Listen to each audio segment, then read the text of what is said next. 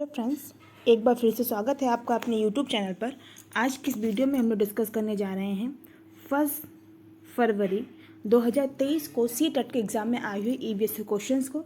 तो चलिए आज की वीडियो स्टार्ट करते हैं। पहला क्वेश्चन ये है कि निम्नलिखित में पर्वतारोहण के ग्रुप लीडर को निभाने के लिए दी जाने वाली जिम्मेदारियों को चुनिए। तो पहले इसमें ऑप्शन में ये है कि बाकी सदस्यों का सामान उठाने में सहायता करना, बिल्कुल सही है। ग्रुप लीडर की ये जिम्मेदारी होती है कि जो अदर उनके सदस्य हैं, जो मेंबर हैं टीम के, उनका जो सामान है उसको उठाने में उनकी सहायता करें। अपने ग्रुप में सबसे आगे रहना और अन्य सदस्यों के पीछे चलना, ये गलत है। ग्रुप लीडर की खासियत ये होती है कि जितने भी सदस्य में टीम में सदस्य हैं, तो उन सभी को आगे चलाना और अपने आप उस स्टोरी के पीछे चलना। फिर है कि विश्राम के लिए अच्छा स्थान ढूंढना, भोजन की व्यवस्था करना, बिल्कुल सही है। नेक्स्ट है जो उचित प्रकार से नहीं चढ़ सकते उन्हें रुकने के लिए कहना, ये गलत है। ई नंबर पे है जो साथी बीमार हैं उनका ध्यान रखना, ये आपका सही है। इस तरीके से आपका सही है ए, सी और ई। ए, सी और ई आपका किस में है? देखिए ऑप्शन नंबर सेकेंड में ही मिल गया। ए, सी और ई आपके ऑप्शन सही हैं। नेक्स्ट क्वेश्चन देखते हैं। कक्षा 5 की पाठ्य पुस्तक में गोलकुंडा के किले का मानचित्र छपा है। इस मानचित्र के निचले दाहिने भाग पर पैमाना दिया है जो ये दर्शाता है कि 1 सेंटीमीटर किसके बराबर है? 110 मीटर के बराबर है। किसी छात्र ने इस मानचित्र फतेह दरवाजे और जमाली दरवाजे के बीच की दूरी जो है वो 9.8 सेंटीमीटर मापी है। इस माप के आधार पर इन दोनों स्थानों के बीच की वास्तविक दूरी होनी चाहिए। आई थिंक आप लोगों को अब इसका आंसर भी रट गया होगा। इतनी बार ये मैं क्वेश्चन करवा चुकी हूँ और इतनी बार ये रिपीट हो चुका है कि अब आप लोगों को इसका आंसर भी रट गया होगा। इसका आंसर क्या है? 1.078 किलोमीटर। अगला देखते हैं।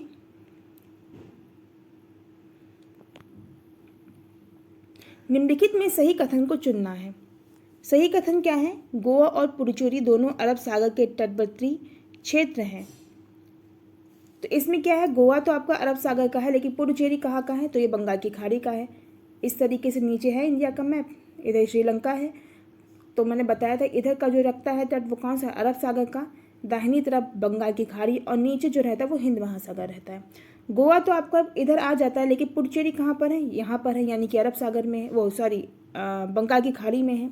सेकेंड है गोवा और पुडुचेरी दोनों बंगाल की खाड़ी के तटवर्ती हैं, तो ये भी गलत है क्योंकि गोवा कहाँ का है? गोवा आपका अरब सागर का है। फिर है गोवा बंगाल की खाड़ी का तटवर्ती है जबकि पुडुचेरी अरब सागर का तटवर्ती है, तो उल्टा दे दिया है।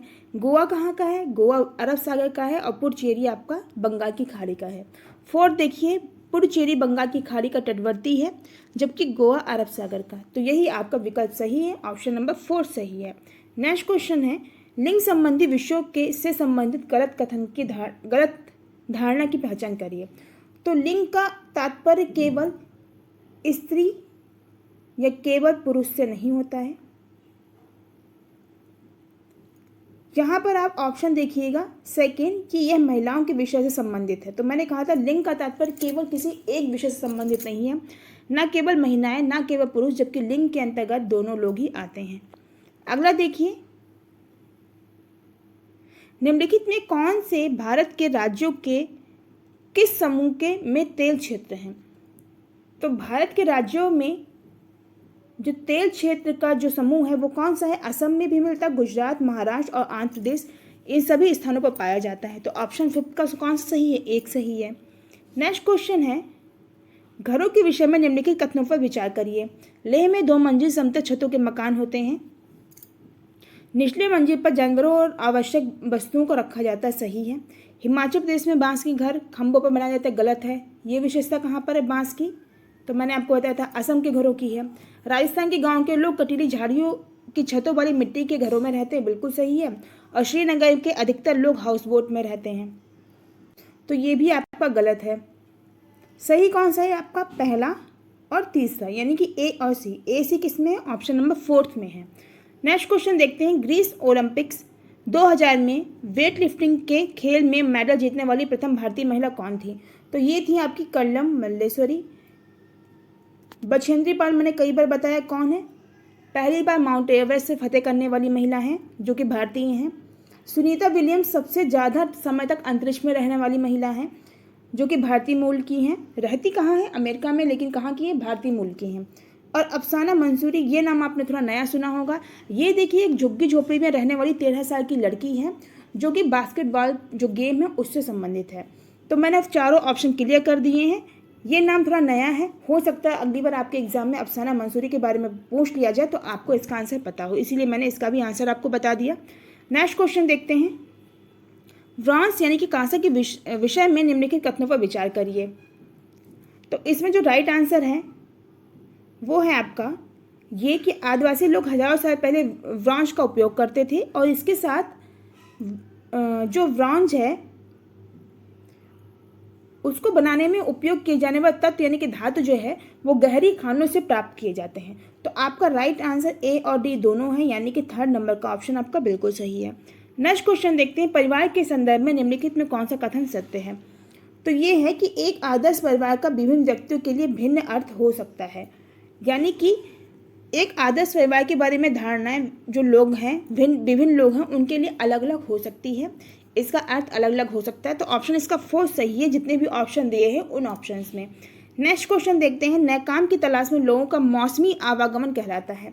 तो मौसमी आवागमन क्या कहलाता है? ऋतु प्रवास, यानी कि जैसे कि मौसम बदलता रहता है, जब गर्मियाँ होती हैं तो अलग मौसम, ठंडे होते हैं अलग मौसम होता है। तो उसी तरीके से कि जो लोग काम की तलाश में लोगों का मौसमी आवागमन होता है वो भी आपका ऋतु प्रवास कहता है। जैसे ऋतु चक्रण कहलाता है, ऋतुएं चेंज होती हैं, वैसे ही लोगों का काम की तलाश में मौसमी आवागमन क्या कहलाता है? ऋतु प्रवास। विस्थापन क्या होता है? तो विस्थापन होता है एक स्थान से दूसरे स्थान जो है वो जाना जो होता है वो कहलाता है विस्थापन। आपने देखा है कि कहीं पे आपदा आ गई या बाढ़ आ गई तो वो लोग एक स्थान से दूसरे स्थान पर चले जाते हैं, तो ये प्रक्रिया कहलाती है विस्थापन, एक स्थान से दूसरे स्थान पर जाना।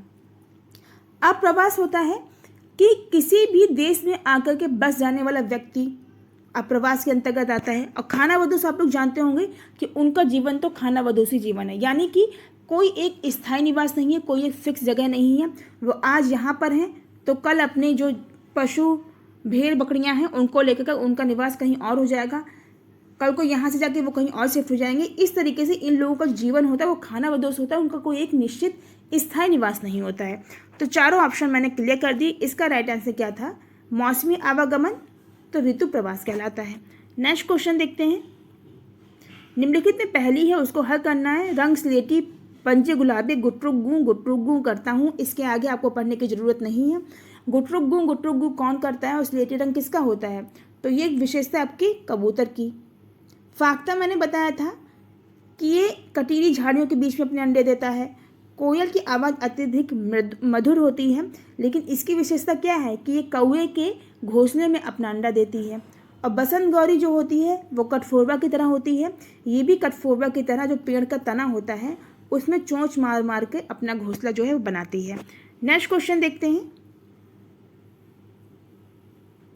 मधुमक्खी और उनके छत्तों के विषय में निम्नलिखित कथनों पर विचार करना है। किसी शहद के छत्ते में केवल कुछ नर मक्खियां होती हैं, बिल्कुल सही है। दूसरा है किसी छत्ते में केवल एक रानी मक्खी होती जो अंडे देती है, ये भी सही है। फिर कौन सा है ऑप्शन कि छत्ते बनाने के लिए नर मधुमक्खियां बहुत महत्वपूर्ण है, गलत है। इनका कोई भी कार्य नहीं होता छत्ते के निर्माण में। नर मधुमक्खियां रस की खोज में फूलों के चारों ओर नाचती हैं और मादा मधुमक्खियां फूलों की से शहदों के लिए रस एकत्रित करती हैं, ये भी आपका गलत है। राइट कौन सा है? ए और बी। ए भी आपको किस में है? ऑप्शन एक में ही मिल गया, तो यही कथन आपका सही है। नेक्स्ट क्वेश्चन देखते हैं। नेक्स्ट क्वेश्चन है निम्नलिखित में कौन सा खेल कूद का लक्ष्य नहीं है? तो संरचनात्मक सामाजिक क्षमताएं इसका लक्ष्य है, मानसिक स्थिरता है, भावात्मक परिपक्वता है यानी कि इमोशनल मैच्योरिटी है। लेकिन जीतना जो है वो खेल कूद का लक्ष्य नहीं होना चाहिए। जीत और हार लगी रहती है लेकिन ये इसके लक्ष्य नहीं होते हैं। तो ऑप्शन इसका कौन सा सही है? एक जो है नंबर का ऑप्शन वो आपका सही है। नेक्स्ट क्वेश्चन है कि पृथ्वी पर उपलब्ध ताजे जल का प्रतिशत है। तो पृथ्वी पर जो ताजे जल का प्रतिशत है उपलब्ध जल का वो है 2.7%, यानी कि थर्ड ऑप्शन आपका इसका सही है। नेक्स्ट क्वेश्चन देखते हैं। बीन तथा तुम्बा जैसे वाद्य यंत्र किस सूखी चीज़ से बनाए जाते हैं? तो ये बनाए जाते हैं लौकी से। और यही एग्ज़ाम में आपका जो सीटेट का एग्ज़ाम इस बार हुआ था उसमें ये क्वेश्चन पूछा गया था कि बीन का निर्माण किससे होता है। देखिए ये क्वेश्चन जो है वो रिसेंटली 1-2 बार पूछा जा चुका है। केवीएस के एग्ज़ाम में भी इस बार पूछा गया है और सीटेट के भी इस बार जो आप लोग का एग्ज़ाम हुए 2-3 पेपरों में आप लोगों का ये क्वेश्चन देखा गया है। तो अब ये सीटेट का एक पसंदीदा क्वेश्चन बन गया है। तो इसको बहुत ध्यान से पढ़िए और बहुत ध्यान से याद रखिए कि बीन मैंने आपको बना के भी दिखाया था, इस तरीके से बीन होती है, कुछ इसका निर्माण होता है, इस तरीके से बीन कुछ बनती है। तो ये किससे बनती है? सूखी लौकी से बनती है। तो इस बात का ध्यान रखिए, 2-3 बार क्वेश्चन रिपीट हो चुका है, तो अब ये इनके फेवरेट क्वेश्चन की लिस्ट में ऐड हो जाएगा। तो इसका राइट आंसर क्या है? एक लौकी जो है वो आपका बीन और तुम्बा बनाने के काम आती है। नेक्स्ट क्वेश्चन है, सीखने के रूप में आकलन एक अवसर प्रदान करता है। तो सीखने के रूप में जो आकलन है वो आत्म प्रतिबिंब, सहकर्मी आकलन और इसके साथ रचनात्मक प्रतिपुष्टि प्रदान करता है। यानी कि A, B और D आपका ऑप्शन सही है, यानी कि सेकेंड नंबर का ऑप्शन आपका सही है। नेक्स्ट क्वेश्चन देखते हैं, कक्षा 5 के छात्रों के लिए ईवीएस के पाठ्यचर्या से संबंधित संदर्भ शामिल होने चाहिए। तो ये संदर्भ हैं पड़ोस और बड़े पैमाने पर समुदाय, यानी कि ऑप्शन 4 सही है।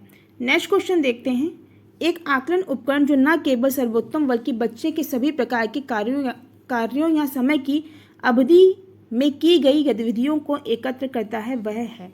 तो देखिए इसका तो राइट आंसर पोर्टफोलियो है। आपको याद होगा अभी रिसेंटली 1-2 पेपर पहले प्रीवियस ईयर में ही आप लोगों का शायद जनवरी का ही एक पेपर था सीटेट का, जिसमें मैंने बताया था कि इसमें कॉमन नंबर दिया था इस क्वेश्चन में। क्वेश्चन क्या था कि पोर्टफोलियो क्या है? ऑप्शन में था कि बच्चों के सर्वोत्तम कार्यों का लेखा जोखा या फिर बच्चों के सभी कार्यों का लेखा जोखा। तो उसमें जिस बच्चे ने लगाया था सर्वोत्तम कार्यों का लेखा जोखा उसको भी नंबर मिला, और जिसने लगाया था बच्चों के सभी कार्यों का लेखा जोखा उसमें भी नंबर दिया गया था आयोग की तरफ से। तो इसमें क्वेश्चन में कॉमन नंबर दिया गया था। अब यहाँ पर वही घुमा फिरा के क्या पूछा गया कि एक आकलन उपकरण जो न केवल सर्वोत्तम बल्कि बच्चे के सभी प्रकार के कार्यों या समय की अवधि में की गई गतिविधि को एकत्र करता है। तो यहाँ पर क्वेश्चन में दोनों चीज़ें ही पूछ ली गई, सर्वोत्तम भी और सभी प्रकार के कार्य, दोनों का ही जिक्र कर दिया गया है। और ऑप्शन में आपका दे दिया गया है पोर्टफोलियो, उपाख्यानात्मक रिकॉर्ड, रूबिक या फिर संचय रिकॉर्ड। तो इसका राइट आंसर क्या है? पोर्टफोलियो है। तो हमेशा ध्यान रखिएगा पोर्टफोलियो में आपके सर्वोत्तम कार्य भी आएंगे और सभी प्रकार के कार्य भी आएंगे। नेक्स्ट क्वेश्चन देखते हैं, ईवीएस को एक एकीकृत विषय के रूप में देखा जाता है क्योंकि यह विज्ञान, सामाजिक विज्ञान और पर्यावरण शिक्षा के से अंतर्दृष्टि प्रदान करता है। ऑप्शन 1 सही है। नेक्स्ट क्वेश्चन देखते हैं, ईवीएस सीखने की प्रक्रिया में निम्नलिखित में कौन सा सबसे प्रमुख माध्यम बनना चाहिए?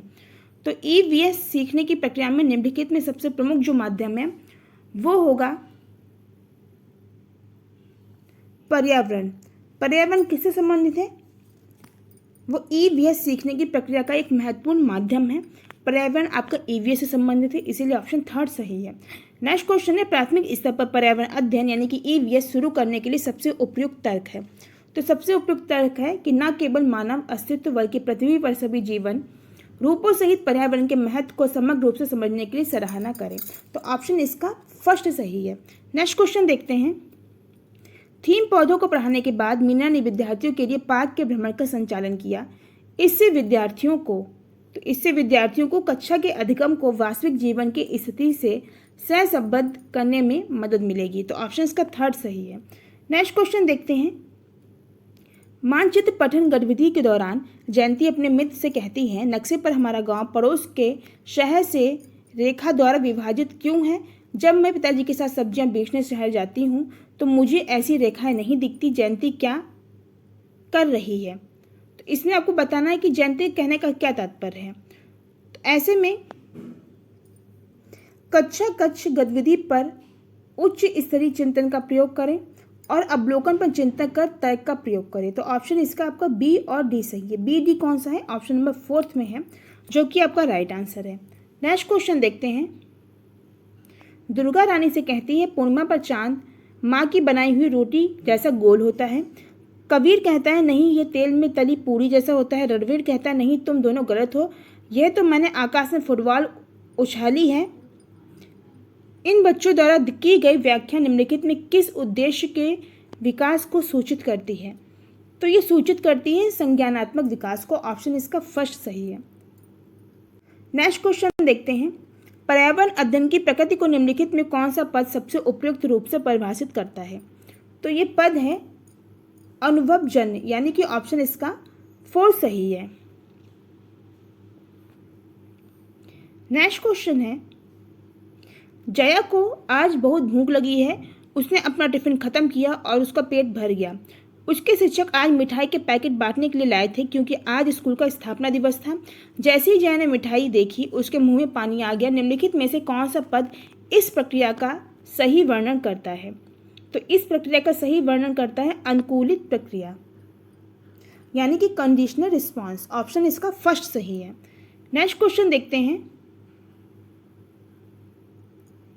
पर्यावरण अध्ययन की कक्षा 3 के पाठ पौधों की परी में दीदी के खेल में बच्चों को पौधों की बताई गई विशेषताओं के आधार पर छूकर बताना था। निम्नलिखित में कौन से उद्देश्य इस खेल को आयोजित करने हेतु सर्वाधिक उपयुक्त हैं? तो इसमें जो सर्वाधिक उपयुक्त है वो बच्चों को खेल खेल में अपने परिवेश में उपस्थित पौधों की विशेषताओं से अवगत कराना और उसके साथ ही साथ बच्चों में खेल द्वारा आनंद एवं सामूहिकता की भावना का विकास करना, यानी कि ऑप्शन आपका बी और सी सही है, जबकि आपके राइट किस में है? सेकंड नंबर के ऑप्शन में है। नेक्स्ट क्वेश्चन देखते हैं। सही कथन को चुनना है। कथन कौन से हैं कि एनसीएफ 2005 कक्षा 1 से 3 तक ईवीएस के शिक्षण को निर्धारित करता है। दूसरा है कक्षा 1 और 2 के लिए कोई पाठ्य पुस्तक निर्धारित नहीं की गई जिससे कि विद्यार्थियों को संदर्भित अधिगम वातावरण दिया जा सके। तो यही आपका राइट है। कक्षा 1 और 2 में कोई भी ईवीएस की पाठ्य पुस्तक नहीं है, जबकि गणित और हिंदी इनके माध्यम से ईवीएस का ज्ञान दिया जाता है। तो ऑप्शन से कौन सा सही है? केवल बी इसका राइट आंसर है। नेक्स्ट क्वेश्चन देखते हैं। कक्षा कक्ष में मूल द्विविमीय निरूपण द्वारा संप्रत्यय का मानचित्र कक्षा 3 में आरंभ होता है। तो ऑप्शन इसका फर्स्ट सही है। नेक्स्ट क्वेश्चन है कि विषय परिवार एवं मित्र में पौधों एवं जीवों को जानते बूझते सम्मिलित किया गया है जिससे कि इस पर विशेष बल दिया जा सके कि मानव का उनके साथ कैसा प्रांगण संबंध है, प्रगाढ़ संबंध है। फिर है उन्हें एक समग्र एवं समाकृत वैज्ञानिक और सामाजिक परिपेक्ष प्रदान किया जा सके और इसके साथ उन्हें सामाजिक एवं सांस्कृतिक संदर्भ में अवस्थित किया जा सके, यानी कि ऑप्शन आपके ए, बी और सी तीनों ही सही हैं। ऑप्शन इसका फर्स्ट सही है। तो ये थी हमारी आज की वीडियो जिसमें हम लोगों ने 1 फरवरी 2023 को सी-टेट के एग्जाम में आई हुई ईवीएस के क्वेश्चंस को डिस्कस किया। आज की वीडियो में बस इतना ही। वीडियो पसंद आया तो वीडियो को लाइक कर दीजिए, शेयर करिए। साथ ही जिन लोगों ने अभी तक हमारे चैनल को सब्सक्राइब नहीं किया है वो चैनल को सब्सक्राइब कर लीजिए, बेल आइकन का बटन दबा दीजिए जिससे आगे आने वाली जो भी इंपॉर्टेंट वीडियोज हैं उनका नोटिफिकेशन आपको टाइम से मिल सके। मिलते हैं नेक्स्ट वीडियो में, तब तक अपना ख्याल रखिए, खुश रहिए। Thank you.